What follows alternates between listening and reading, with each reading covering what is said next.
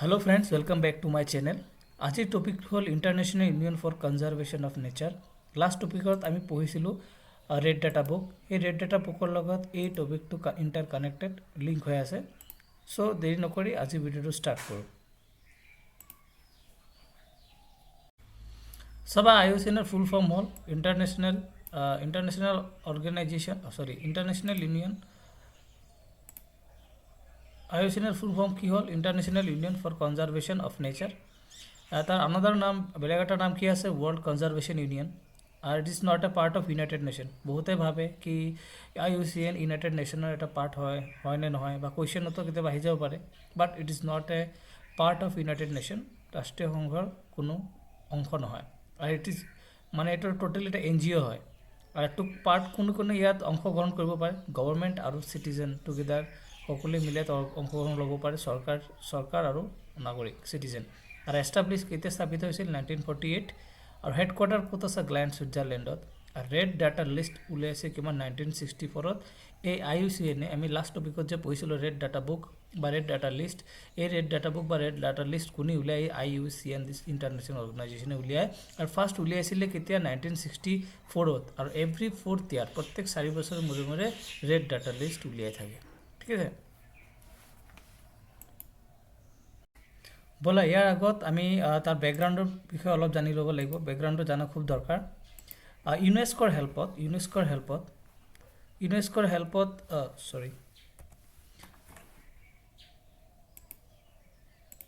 বেকগ্ৰাউণ্ডটো জানা খুব দৰকাৰ। ইউনেস্কোৰ হেল্পত মানে ফাৰ্ষ্ট এষ্টাব্লিছ হৈছিলে যে 1948ত IUPN। তাৰপিছত কি হ'ল? নামটো চেঞ্জ হ'ল। কি হ'ল? 1956ত কি হৈছেগৈ?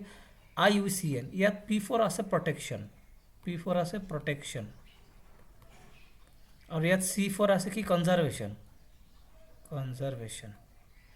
এইটো প্ৰটেকশ্যনৰ পৰা কনজাৰ্ভেশ্যন অহাৰ কাৰণ আছে। চ' প্ৰটেকশ্যন দিলে যিকোনো এটা বস্তু বা যিকোনো এটা প্ৰাণী অকল প্ৰটেক্ট কৰিলে নহ'ব, তাক সেই প্ৰাণীটোক আমি কি কৰিব লাগিব?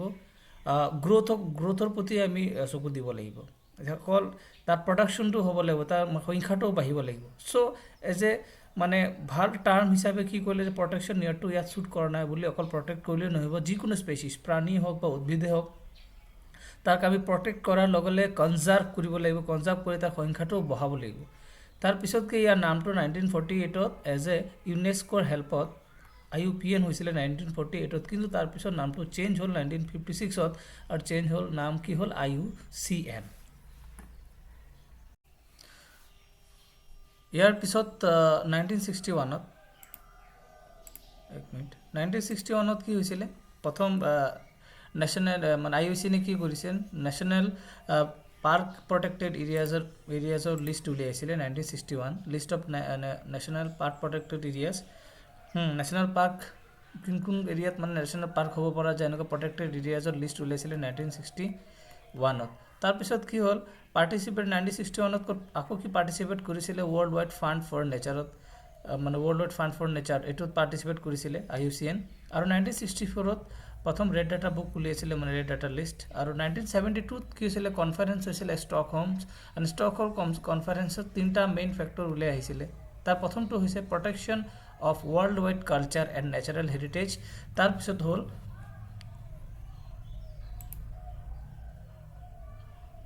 সাইটস, তাৰপিছত হৈছে সাইটস 1974। এণ্ড আফটাৰ ডেট কি হৈছে? 1975ত ক্ৰিয়েট কৰিছিলে কি? ৰামচাৰ কনভেনশ্যন। যেনেকৈ ৰামচাৰ সাইটছৰ ওপৰত এটা কুৱেশ্যন আহিছিলে ADRE 1ত, এনেকুৱা থাকে। তাৰপিছত কি হ'ল? ৰামচাৰ সাইটছ আহিলে।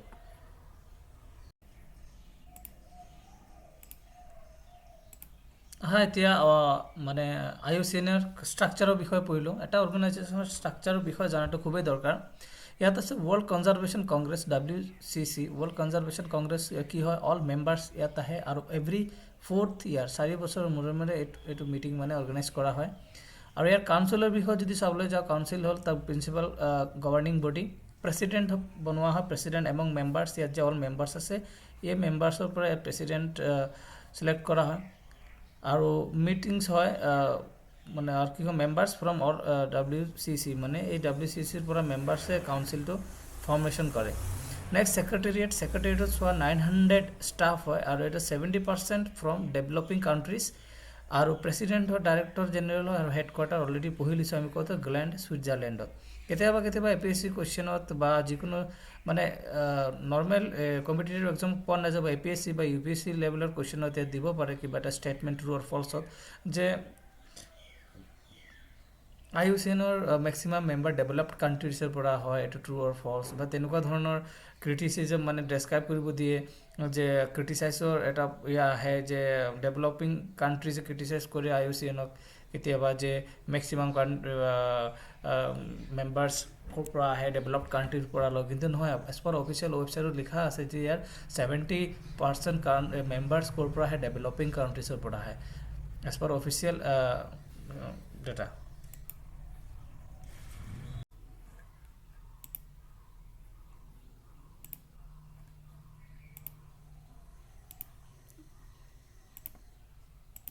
এৰ আকৌ মেম্বাৰ্ছ চাবা মেম্বাৰ্ছ কি হয় কাউণ্ট্ৰিজ হয় এজেঞ্চিজ হয় NGOs হয় আৰু 1300টা মেম্বাৰ টোটেল আছে আৰু ইয়াত 170 কি আছে কাউণ্ট্ৰিজ আছে কেতিয়াবা APSC বা UPSC ধৰ কুৱেশ্যনত তেনেকুৱা কুৱেশ্যন দিয়ে A B C D options দিয়ে নহয় আইদাৰ 1 or 2 আইদাৰ 2 or 3 1 2 3 or ABC follow' মানে ট্ৰু ষ্টেটমেণ্টত দি দিব পাৰে যে IUCNৰ মেম্বাৰ্ছ কোন হ'ব পাৰে অপশ্যন 1ত তেনেকৈ থাকিব পাৰে কাউণ্ট্ৰিজ এজেঞ্চিজ NGOs আৰু কিছুমান থাকিব only countries only NGOs agencies NGOs এনেকৈ থাকিব পাৰে কিন্তু সঠিক এনচাৰ কি হ'ব যে IUCNৰ মেম্বাৰ্ছ হয় 3টা কাউণ্ট্ৰিজো হ'ব পাৰে এজেঞ্চিও হ'ব পাৰে NGOsও হ'ব পাৰে ঠিক আছে ঠিক তেনেকৈ ইয়াৰ কমিশ্যন কিমানটা আছে টোটেল 6টা কমিশ্যন আছে তাৰে education environment and social policies environment laws ecosystem management protected areas and species survival commission survival commission এইটো ইম্পৰ্টেণ্ট কমিশ্যন ঠিক তেনেধৰণে IUCN কিবা এৱাৰ্ড দিয়ে নেকি হয় দিয়ে জন ফিলিপছ মেমৰিয়েল এৱাৰ্ড দিয়ে হেৰাল্ড জেফাৰচন মেমৰিয়েল এৱাৰ্ড দিয়ে আৰু ইয়াত আছে যোনকে অনাৰাৰী মেম্বাৰশ্বিপ অফ IUCN 2016ত আছে ডক্টৰ অশোক খোছলা ইণ্ডিয়াৰ পৰা আৰু ভেলি মুছা চাউথ আফ্ৰিকাৰ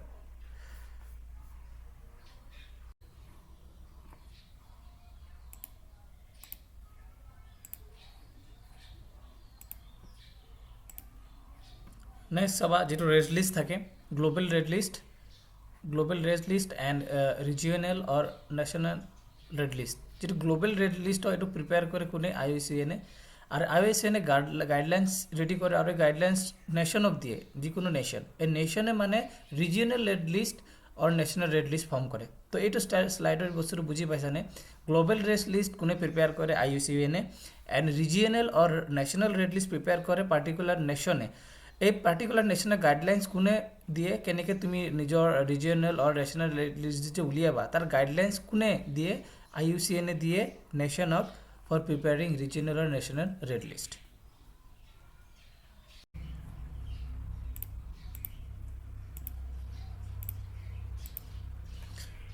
আৰু ইয়াতে দুটা গাইডলাইনৰ কথা কোৱা হৈছিলে যিটো IUCNে নেশ্যনক দিয়ে 2 guidelines in red list assessment red list assess কৰিবলৈ যে দুধৰণৰ গাইডলাইন্স দিয়া হয় IUCNৰ দ্বাৰা বিভিন্ন নেশ্যনক তাৰ এটা অংশ হ'ল নট এপ্লিকেবল এণ্ড আৰু এটা হ'ল RE মানে ৰিজিয়নেলি এক্সটিংক্ট আৰু এটা NA মাত্ৰ নট এপ্লিকেবল মানে কি মানে যিকোনো এটা স্পেচিছ যিটো অকাৰ হয় এটা পাৰ্টিকুলাৰ ৰিজিয়নত বাট এক্সক্লুড বাহিৰ কৰি ৰখা হৈছে ফ্ৰম ডেট ৰিজিয়ন ফৰ চাম ৰিজন মানে ধৰি লোৱা কিছুমান ইছ্যু ৰিলেটেড এৰিয়াজ থাকিব পাৰে বৰ্ডাৰ এৰিয়াজ থাকিব পাৰে ধৰ POK থাকিব পাৰে মিজোৰাম বৰ্ডাৰ থাকিব পাৰে মিজোৰাম বৰ্ডাৰত সদায় মানে ঝামেলা লাগিয়ে থাকে নিউজত ওলাই থাকে মণিপুৰৰ বৰ্ডাৰ এৰিয়াত হ'ব পাৰে POK এৰিয়াৰ বৰ্ডাৰত বহুত ধৰণৰ ঘন জংঘল য'ত ট্ৰেছ কৰিব নোৱাৰি তাত গৈ মানে ছাৰ্ভে কৰিব পৰা নাযায় তেনেধৰণৰ এৰিয়াত মানে এনেধৰণে এৰিয়া থাকিলে তেনেধৰণে এৰিয়াক মানে এক্সটিংক্ট মানে ৰিজনেলি অকাৰ হৈ আছে কিন্তু সেই পাৰ্টিকুলাৰ ৰিজনৰ পৰা বাহিৰত ৰখা আছে মানে এক্সক্লুড কৰি ৰখা আছে সেই ধৰণৰ স্পেচিছক নট এপ্লিকেবল বুলি ৰাখি দিয়া হয় আৰু কিছুমান ৰিজনেলি এক্সটিংক্ট মানে এটা পাৰ্টিকুলাৰ ৰিজনত নাই কিন্তু নেচাৰেল ৰেঞ্জৰ সেইটো ৰিজনৰ অলপ বাহিৰত পোৱা যায় আমাৰ অসমতে ধৰি লোৱা যদিবা কিবা এটা আমাৰ কাজিৰঙাত নাই বা মানস অভয়াৰণ্যত আছে তেনেধৰণেকৈ RE মানে ৰিজনেলি এক্সটিংক্ট এটা ৰিজনৰ পৰা বেলেগ এটা ৰিজন এটা চিম্পল এক্সাম্পল দিছোঁ কাজিৰঙাত নাথাকিলে মানসত আছে, এনেকুৱা মানসত নাথাকিলে বেলেগ এটা ধৰা নেশ্যনেল পাৰ্কত বা অভয়াৰণ্যত আছে, সেইগুলো ৰিজনালি এক্সটেন্ড কৰা হয়। এটাত নহ'লেও সেম ৰিজনত বেলেগ এটা এৰিয়াত পোৱা গৈ আছে, ৰিজনালি এক্সটেন্ড। আৰু নট এপ্লিকেবল মানে নট ট্ৰেচেবল, সেইটো ইছ্যু ৰিলেটেড এৰিয়া য'ত আমি যাব নোৱাৰি বা কোনো ছাৰ্ভে কৰিব পৰা নাযায়, কিন্তু তাত এক্সক্লুড কৰি ৰাখিব লগা হৈ আছে। ঠিক আছে, বুজি পালে নহয়?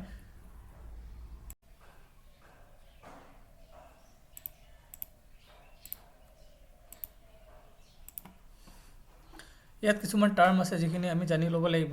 লাষ্ট ভিডিঅ'টোত মই এটা চাৰ্ট দিছিলোঁ, বিভিন্ন colourful pink, grey, white, black, বিভিন্ন ধৰণৰ এটা চাৰ্টত বিভিন্ন ধৰণৰ কালাৰেৰে মানে ডিনোটছ কৰা হৈ আছিলে, কোনটো থ্ৰিটেন, কোনটো নিয়াৰ থ্ৰিটেন, কোনটো এণ্ডাৰজাৰ্ড, কোনটো ভালনাৰেবল, কোনটো ক্ৰিটিকেল এণ্ডাৰজাৰ্ড, কালাৰেৰে মানে ডেছক্ৰাইব কৰা হৈ আছিলে।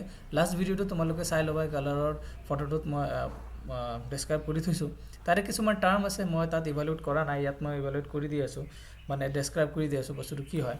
ফাৰ্ষ্ট চাবা ইয়াত নট ইভেলুৱেটেড, মানে নট ইভেলুৱেটেড এনি, মানে নট য়েট ইভেলুৱেটেড, একো ইভেলুৱেশ্যন কৰা হোৱা নাই স্পেচিছৰ ক্ষেত্ৰত। আৰু data deficient, DE, data deficient মানে DE মানে কি বুজাই আছে? Lack of appropriate data on abundance or distribution, মানে কিবা এটা প্ৰজেক্টৰ ওপৰত, কিবা এটা স্পেচিছৰ ওপৰত মানে ইভেলুৱেট কৰিবলৈ, বুজিবলৈ এটা ভাল মানে এডুকেট, যথেষ্ট পৰিমাণে তথ্য পোৱা যোৱা নাই, সেইকাৰণে ডেটা ডেফিচিয়েণ্ট বুজোৱা হয়। লিষ্ট কনচাৰ্ণ মানে কি হয়? ওয়াইড স্প্ৰেড অ্যাবান্ডেন্স, মানে যিকোনো এটা প্ৰজাতি বা যিকোনো এটা স্পেচিছ বহুত স্প্ৰেড, বহুত নাম্বাৰ অফ তাৰ কোৱান্টিটি বহুত বেছিকৈ আছে, চ' ইয়াত কোনো কনচাৰ্ণটো লিষ্ট কৰি দিছে, ইয়াত কোনো ৰিস্কৰ কথা হোৱা নাই, কনচাৰ্ণটো কমকৈ ৰাখিছে, মানে সেই ধৰণৰ প্ৰজাতি বা জীৱ বা উদ্ভিদ বহুত মানে বহুত সংখ্যা, বহুত বেছি মানে আমাৰ প্ৰকৃতিত এতিয়াও আছে। That is why it is not qualified in CE. C means critically endangered, এইটো নাহে, endangered এইটো নাহে, vulnerable তো নাহে, আৰু near threatened তো নাহে। ঠিক আছে, ইট ইজ কি হয়, এইটো কি হয়? Least concern. আৰু নিয়াৰ থ্ৰিটেণ্ড মানে কি হয়? Likely to qualify for threatened in near future, মানে অদূৰ ভৱিষ্যতত এই যিকোনো এটা প্ৰজাতি বা উদ্ভিদ মানে থ্ৰিটেণ্ড মানে ৰিস্কি হ'ব পাৰে, মানে হেৰুৱাই যাব পৰা অৱস্থাত আহিব পাৰে। নেক্সট ভালনাৰেবল মানে কি হয়? Meet any criteria to A to E, এই কিছুমান ক্ৰাইটেৰিয়া আছে IUCNৰ দ্বাৰা, এই ক্ৰাইটেৰিয়াখিনি মই নেক্সট শ্লাইডত দেখুৱাই দিম কি ধৰণৰ ক্ৰাইটেৰিয়া। তাৰ আগত ভালনাৰেবলৰ মিনিংটো চোৱা, V ফৰ ভালনাৰেবল কি বুজাইছে? হাই ৰিস্ক অফ এক্সটিংশ্যন ইন ৱাইল্ড, মানে খুব বেছি ৰিস্ক হৈ আছে, মানে এক্সটিংশ্যন নোহোৱা হোৱাৰ, যিকোনো এটা জাতি প্ৰজাতি বা উদ্ভিদ বা প্ৰাণী। ঠিক আছে, আর এন্ডেঞ্জার্ড, ই ফর এন্ডেঞ্জার্ডে কি বোঝায় আছে? ভেরি হাই রিস্ক। ভালনারেবলে বোঝায় আছে হাই রিস্ক, এণ্ড এন্ডেঞ্জার্ডের বোঝায় আছে ভেরি হাই রিস্ক। এইবোৰ টাৰ্ম জানি থবা খুব দৰকাৰ, ক'ত কি ধৰণৰ কুৱেশ্যন আহি যাব ঠিক নাই। আৰু ইয়াতো কৈ আছে meet any criteria from A to E criteria কি? এই ক্ৰাইটেৰিয়াৰ ওপৰত আজিলৈকে গোটেই এক্সামত কুৱেশ্যন অহা নাই, কিন্তু ক্ৰাইটেৰিয়াৰ চাৰ্টটো মই অলপ দেখুৱাই দিম লাষ্টত। ইয়াতো meet A to E criteria for endangered, ইয়াতো meet any criteria from A to E for ভালনাৰেবলত কি হৈ আছে? হাই ৰিস্ক হৈ আছে, হাই ৰিস্ক হ'লে তাক vulnerable for extinction, high risk of extinction হ'লে in wild it is vulnerable, আৰু very high it is endangered, and critically endangered মানে এক্সট্ৰিমলি হাই ৰিস্ক থাকে কোনোবা এটা প্ৰাণী বা উদ্ভিদৰ প্ৰকৃতিৰ পৰা নোহোৱা হৈ যোৱাৰ, এইটো CE মানে ক্ৰিটিকেলি এন্ডেঞ্জাৰ্ড বুলি তাক মাৰ্ক কৰা হয়। আৰু তাৰ মিটিং ক্ৰাইটেৰিয়া কি হৈছে? From A to E for C, same A to E criteria. So' criteria A to E criteria আমি বাৰ পঢ়ি আছোঁ, তো ক্ৰাইটেৰিয়া চাৰ্টটো মই এবাৰ দেখুৱাই দিম লাষ্টত। আৰু এক্সটিংক্ট ইন ৱাইল্ড মানে ছাৰ্ভাইভ অনলি ইন কেভিটি মানে কি? কেভিটি মানে কি? ধৰা ৱাইল্ড জুত বা আমাৰ চিৰিয়াখানা বা তেনেকুৱা কিছুমান প্ৰটেক্টেড এৰিয়া, ধৰক খুব কম পৰিমাণে, যিটো মানে জংঘলত পোৱা নাযায়, সংৰক্ষণ কৰি কিবা এটা প্ৰটেক্টেড এৰিয়াছ ৰখা হৈছে, এক্সটিংক্ট ইন ৱাইল্ডত শেষ, কিন্তু জু বেগেৰাত মানে প্ৰটেক্ট কৰি ৰখা হৈ আছে। আৰু মানে কিবা এক্সটিংক্ট মানে যিটো লাষ্ট ইণ্ডিভিজুৱেল আছিলে, যিকোনো এটা প্ৰাণী বা উদ্ভিদৰ যিটো শেষ প্ৰাণীটো আছিল, এইটো ডেথ হ'ল, এইটো ঢুকাই থাকিল আৰু নাই, মানে শেষ হৈ গ'ল সেইটো প্ৰজাতি বা উদ্ভিদ। ঠিক আছে, তো নেক্সট স্লাইডত গৈ আছোঁ, আমি A to E ক্ৰাইটেৰিয়া আছে, ক্ৰাইটেৰিয়াটো এবাৰ চাই লওঁ। এইটো হ'ল তোমাৰ A to E criteria. A to E ক্ৰাইটেৰিয়াটো বুজি লওঁ, তোমালোকক বুজাই দিওঁ চাৰ্টটো ধুনীয়াকৈ। কোনো এক্সামত এতিয়ালৈকে অহা নাই, কিন্তু জানি লোৱাটো বেছি ভাল। তো চাবা A to E ক্ৰাইটেৰিয়া কি হয়? ইয়াত চাবা ক্ৰাইটেৰিয়া দিয়া হৈ আছে ইয়াত এ পপুলেশ্যন ৰিডাকশ্যন, ইয়াত বি আছে জিঅ'গ্ৰাফিকেল, ইয়াত চিত আছে স্মল পপুলেশ্যন চাইজ, ইয়াত ডি আছে very small population size, and ইত দিয়া হৈছে কোৱান্টিটেটিভ এনালাইচিছ। তো ইয়াত ওপৰৰ ফালে চাবা V for vulnerables, E for endangered, and C E মানে ক্ৰিটিকেলি এণ্ডেঞ্জাৰ্ড। পপুলেশ্যন ৰিডাকশ্যনৰ ওপৰত মানে পপুলেশ্যন মানে সংখ্যা, কিবা প্ৰজাতি বা প্ৰাণীৰ যিটো সংখ্যা পপুলেশ্যন, ৰিডাকশ্যন মানে কমি হোৱা, কেনেকৈ কমি আহি আছে। ভালনাৰেবল কেতিয়া কোৱা হ'ব? যাৰ ৰিডাকশ্যন ইয়াত greater than or equal to 50%, যে ৰিডাকশ্যন কমি যোৱাৰ হাৰ 50%ৰ অধিক বা তাৰ সমান যেতিয়া হয়, মানে যদি ধৰা 100টা আছে, 100টাৰ ভিতৰত যদি 50টা নোহোৱা হৈ গৈছে, মৰি গৈছে, তেতিয়া তাক ভালনাৰেবল কোৱা হ'ব। 100ৰ পৰা যদি 70 মৰি গৈছে, তাৰ মানে 30 বাকী আছে, তেতিয়া তাক এণ্ডেঞ্জাৰ্ড বুলি কোৱা হ'ব। 100টাত 90টা যদি মৰি গৈছে আৰু 10টা যদি বাকী আছে, তেতিয়া তাক ক্ৰিটিকেলি এণ্ডেঞ্জাৰ্ড বুলি কোৱা হ'ব। তাৰপিছত যদিহে কেতিয়া এইটো কোৱা হ'ব, যেতিয়া ৰিডাকশ্যন ৰিভাৰ্চিবল। ৰিডাকশ্যন ৰিভাৰ্চিবল মানে কি হয়? যেতিয়া কোনো এটা বস্তু বা প্ৰাণী যেতিয়া সংখ্যাটো কমি গৈ আছে, এইটো আকৌ পুনৰ স্থিতিলৈ ঘূৰি আহিব পৰা অৱস্থাত আছে, তেতিয়াহে 100ত যদি 90% নোহোৱা হৈ যায়, 10% থাকে, তেতিয়া ক্ৰিটিকেলি এণ্ডেঞ্জাৰ্ড। তাৰ আকৌ আৰু এটা কণ্ডিশ্যন কি দিছে? May not be reversible. যদি এটা সংখ্যা কমি যোৱাৰ পিছত পুনৰ এই সংখ্যালৈ পুনৰ যেতিয়া ঘূৰি যাব নোৱাৰে, তেতিয়া কি হ'ব? যেতিয়া যদি 100ত যদি 70 মানে ৰিডাকশ্যন হৈ গ'ল, অনলি 30 বাকী আছে, তেতিয়া ভালনাৰেবল। যেতিয়া 50 অনলি বাকী আছে, তেতিয়া এণ্ডেঞ্জাৰ্ড। আৰু যেতিয়া অনলি 80 খতম হৈ গ'ল, অনলি 20 যেতিয়া বাকী থাকিব, তেতিয়া আৰু কেছটো যেতিয়া হ'ব নট ৰিভাৰ্চিবল, মানে পুনৰ স্থিতিলৈ ঘূৰি আহিব নোৱাৰে, তেতিয়া ক্ৰিটিকেলি এণ্ডেঞ্জাৰ্ড। আৰু জিঅ'গ্ৰাফিকেল এৰিয়া মতে কি হ'ব? এক্সটিংক্ট অফ অকাৰেঞ্চ মিনছ নোহোৱা হৈ আছে। ক'ত নোহোৱা হৈ আছে? যদি ভালনাৰেবল যদি লেছ দেন 20,000 কিলোমিটাৰ স্কুৱেৰ কিলোমিটাৰৰ আণ্ডাৰত যদি কিবা এটা প্ৰাণী বা উদ্ভিদ নোহোৱা হৈ গৈ আছে, তেতিয়া ভালনাৰেবল। যদি 5,000 লেছ দেন 5,000 স্কুৱেৰ কিলোমিটাৰ আণ্ডাৰত যদি কিবা এটা উদ্ভিদ বা প্ৰাণী নোহোৱা হৈ গৈ আছে, তেতিয়া এণ্ডেঞ্জাৰ্ড। আৰু যদি লেছ দেন 100 স্কুৱেৰ কিলোমিটাৰ আণ্ডাৰত যদি কিবা এটা উদ্ভিদ বা প্ৰাণী নোহোৱা হৈ গৈ আছে, এইটো কি হ'ব? Critically endangered. এইটো ক্ৰাইটেৰিয়া বিৰ কথা কৈ আছে। ঠিক তেনেকুৱাকৈ এৰিয়া অফ অকুপেচি। অকুপেচি মানে কিবা এটা উদ্ভিদ বা প্ৰাণী কিমানটা এৰিয়া অকুপাই কৰি আছে, কিমান এৰিয়া অকুপাই কৰি আছে। ভালনাৰেবল কেতিয়া কোৱা হ'ব? যেতিয়া লেছ দেন 2,000 স্কুৱেৰ কিলোমিটাৰতহে কিবা এটা উদ্ভিদ বা প্ৰাণী যদি বিয়পি আছে, তেতিয়া এই উদ্ভিদ বা প্ৰাণীক ভালনাৰেবল বুলি কোৱা হ'ব। ঠিক তেনেকৈ যদি কিবা এটা উদ্ভিদ বা প্ৰাণী লেছ দেন 500 স্কুৱেৰ কিলোমিটাৰ আণ্ডাৰত বিয়পি থাকে, তাক এণ্ডেঞ্জাৰ্ড। আৰু যদি কিবা উদ্ভিদ বা প্ৰাণী লেছ দেন 10 স্কুৱেৰ কিলোমিটাৰ আণ্ডাৰত বিয়পি থাকে, তেতিয়া তাক কি বুলি কোৱা হ'ব? Critically endangered. নেক্সট হ'ব number of mature individual. Mature individual যদি লেছ দেন 10,000 হয়, লেছ দেন 10,000টা যদি হয়, তেতিয়া ভালনাৰেবল। আৰু যদি লেছ দেন 2,500 হয়, তেতিয়া এণ্ডেঞ্জাৰ্ড। আৰু যদি number of mature individual less than 250 হয়, তেতিয়া কি হ'ব? Critically endangered. হৈ গ'ল এইটো ক্ৰাইটেৰিয়া। এই ক্ৰাইটেৰিয়া ডিত চাবা very small population. Very small population কেতিয়া ভালনাৰেবল বুলি কোৱা হ'ব? যেতিয়া সংখ্যা, পপুলেশ্যন মানে সংখ্যা কিবা উদ্ভিদ বা প্ৰাণী। ভালনাৰেবল কেতিয়া কোৱা হ'ব? যেতিয়া লেছ দেন 1,000 হ'ব তাৰ সংখ্যাটো। যেতিয়া লেছ দেন 250 হ'ব, তাক ক্ৰিটিকেলি এণ্ডেঞ্জাৰ্ড কোৱা হ'ব।